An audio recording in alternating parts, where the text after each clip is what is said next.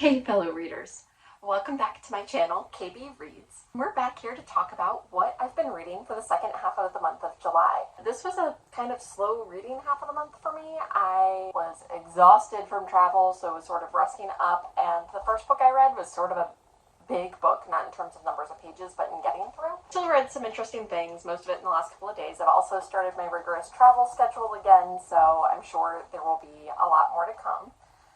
The first book I read is one that I thought the author had an interesting story when I researched it, but my mom actually just got this from her library and read it and sent me a text about how wonderful it was and that I would really enjoy it, and she was right.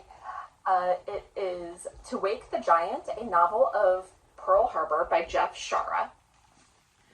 So I haven't read any of other Jeff Shaara books. I'm definitely going to after reading this one, but what I thought was really interesting, when I was a kid, Killer Angels was a big book, and they came out with that movie Gettysburg, and I have always been a history nerd. Even as a little kid, I really loved the Civil War and gobbled up anything I could get about it, including Killer Angels. I remember Mom giving me that book, and we read it, and we went to go see the movie. So it turns out that the guy who wrote Killer Angels is actually Jeff Shaara's father. And he passed away, and the publisher went to Jeff Shaara and said, we'd really like to hire a writer to write a prequel and a sequel to Killer Angels. It did so well. What do you think? And this is according to my internet research, so, grain of salt. But Jeff Shaara apparently went, well, let me think about it, walked away, came back, and having never written in his life, went, I'd like to take a stab at it. And from there, he's written a ton of books focused on military events, wars, that kind of thing, along the lines of what his dad originally did with Killer Angels. And he's a New York Times bestselling author in his own right, which I think is super cool, kind of an interesting way to come into writing. So To Wake the Giant starts out about a year before Pearl Harbor, and it's super well researched. And what Jeff has done is he takes real people, real characters that he can find information about, and yes, he does put some words in their mouths, but we go from being in Japan, planning the attack, and seeing some of their political situation and what they're thinking, to being in the Oval Office in the White House, and to being and sitting with the Secretary of State, the Secretary of War, the President, to following a couple of sailors that are assigned to battleships in Pearl Harbor.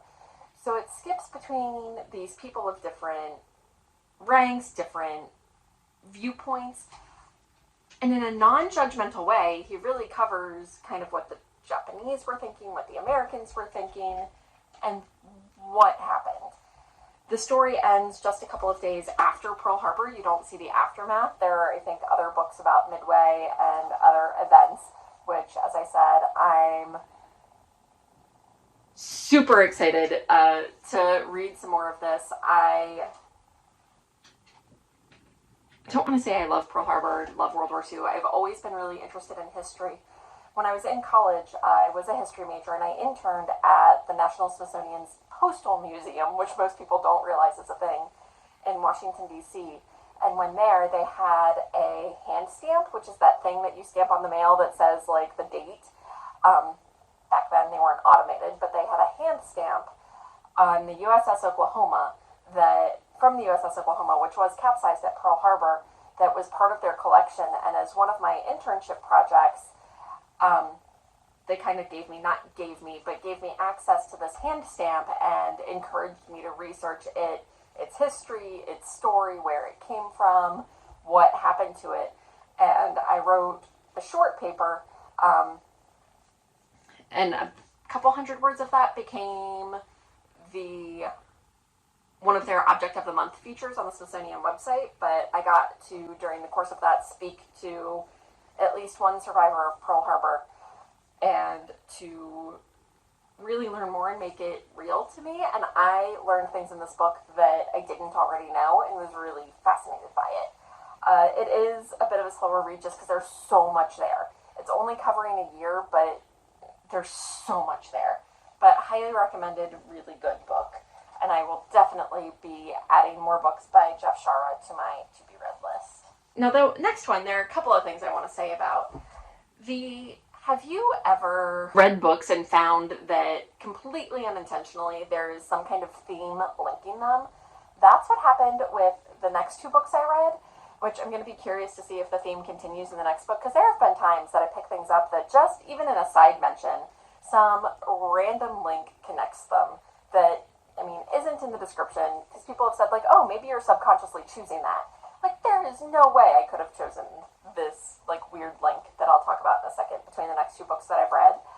But the next one I picked up was another Goodreads giveaway win, called Start Without Me, I'll be there in a minute, by Gary Janetti. Gary Janetti is a writer and producer for Will and Grace, Family Guy, Vicious, and The Prince, which I didn't know. I like some of those shows at least. I haven't watched others. This is sort of a memoir, but it's not like a full story. It's told during brief essays of things that Gary Janetti remembers. Some of it feels kind of satiric, kind of humorous. Most of it I didn't really connect with. It talks on the back about it being laugh out loud collection of true stories. Didn't laugh out loud. There was one that my fellow readers will appreciate about him wanting to appear a certain way and taking books to places to read and being more focused on how he looked reading the book than actually reading the book. But that one I thought was entertaining. Others, just not really my cup of tea. But here's where the connection comes in, which is really funny. Gary Janetti talks about being obsessed with Wizard of Oz as a kid.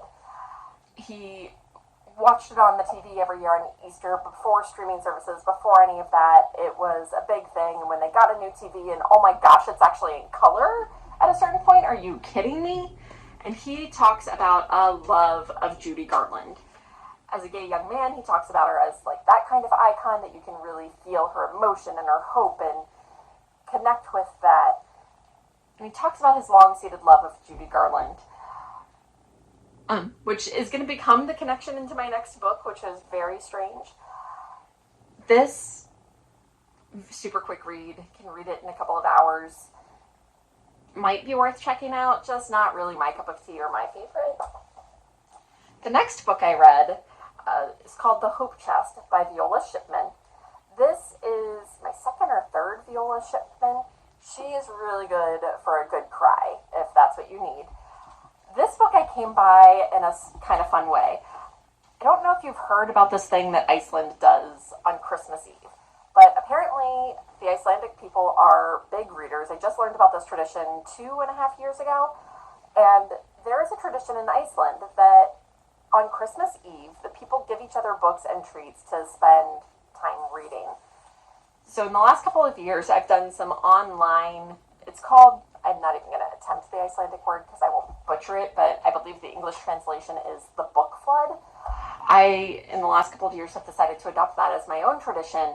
So I have been giving friends and family books on Christmas Eve in addition to what other Christmas gifts or whatever, just as something fun. And I have hosted and or participated in a couple of online versions where you get assigned a person, you mail them a book, they do the same for you, based off of your reading interests, maybe your Goodreads list or your Amazon wish list, or maybe just out of nowhere. So this is actually one that I got mailed last year from one of those, based on my wish list, because I had read one or two other Viola Shipmans and really enjoyed her. I'm going with her as the pronoun. I don't really know the right one. Viola Shipman is a pen name for Wade Rouse when he writes fiction. This story is a little bit difficult. It's, again, tearjerker. It tells the story of Maddie, a woman who is older. She's been diagnosed with ALS, which is also known as Lou Gehrig's disease. I have a connection locally to someone who had this disease. I know a little bit. I don't know very much. I was not very involved. I don't know the person well. Didn't know the person well.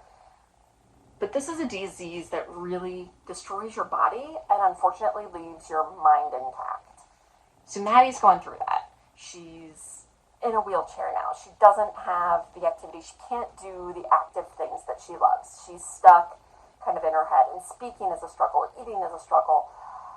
I mean, doing anything is really exhausting and it's a struggle. And her husband just can't take care of her by himself anymore. He needs help. So they get this home health aide, I can't speak. They get this home health aide, Rose, who comes to help. And when they're there, they find this hope chest that Maddie and her mother had packed. So the story is told basically slowly. They go through the hope chest, and every section of this book is telling the story of some object or some memory of this thing that's in the hope chest. Sometimes the memories are Maddie's. Sometimes Rose is adding something to the chest or pulling something from what would have been her hope chest and telling Maddie that story. But through that, we really learn the history of these two women, and we watch as this single mother and this elderly woman and her husband become family at the end of this woman's life and how they cope with that. But where I get to the weird connection with the Gary Janetti book is one of the items in the hope chest is an autographed ticket to a Judy Garland show. I'm not going to tell the story around it, but they end up watching Wizard of Oz because the little girl is not familiar with Judy Garland. And Maddie, the older woman, talks about how much she has loved Judy Garland and why she loves her so much. So it was kind of funny that this Judy Garland connection came through both of those books. Again, I'm curious to see if she's even mentioned in the next book I pick up. I do find this happens fairly often. Just like there's some weird thing that continues. Last year there was one that 3 or 4 books in a row I read, all somehow connected to Nellie Bly, which I hadn't learned about her before. And after that, I felt like doing some more research. I got her book and read it, which was quite good. So it's just always funny how that happens sometimes. The last book I finished reading is one that I read for work. It's called The Enneagram Made Simple by Ashton Whitmoyer-Ober. I started a new job back in September, and one of the things I've learned about my company is they are a big Enneagram company. I had barely heard of Enneagram before, but within a month of starting there, they had me take an Enneagram assessment to see where I was. We had a brief training on it, but it is a huge topic of conversation in the company. Everybody, oh, this person did this. Oh, that's because they're a 2, or that's because they're an 8. Oh, or the 3 in me makes me do this. And it comes up constantly in everyday conversation. It's really part of the language there. And I felt a little wrong-footed because I had this brief training, but I don't live it. I don't have it intrinsically in me. I don't fully understand it the way other people at the company seem to. So I talked to one of the experts and I asked her for some book recommendations to help me be more engaged in that culture, to have a better understanding of what people mean when they say these things. And the Enneagram Made Simple is one of the books she suggested. I did order more than one, so you're probably going to be seeing more about this. But it really breaks down what the Enneagram is, what it's talking about, and then has a section on every number. There are 9 if you're not familiar, and how that shows up, and what that means. How does the person act? What are their motivations? How do they behave usually when stressed or when relaxed? How does this affect their relationships, their family life? What is their situation when they're relaxed and when they're not? So while I don't feel like I'm the expert I want to be yet, and I don't quite have that facility with it, this definitely helped me get closer, and I'm curious to read more. So today's question is, what have you been reading this month? What was your favorite book of the month? I'd love to hear all about it, and I'm going to go dive into reading the next one. Until next time, don't forget to keep reading.